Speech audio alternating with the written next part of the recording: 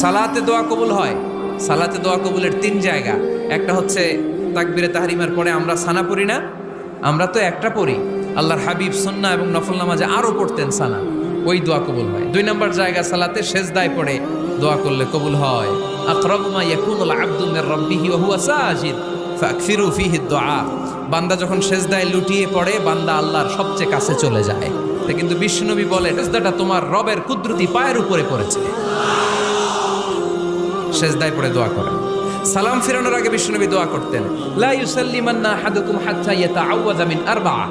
আল্লাহর হাবিব বললেন 4 জিনিস থেকে পানাহ না আছে আমার কোন উম্মত যেন সালাম না ফিরায়। তারা যেন পড়ে আল্লাহুম্মা ইন্নী আউযু বিকা মিন আযাবিল কবর, আউযু বিকা মিন আযাবি জাহান্নাম, আউযু বিকা মিন ফিতনাতিল মাহইয়া ওয়াল মামাত, আউযু বিকা মিন ফিতনাতিল মাসিহিদ দাজ্জাল।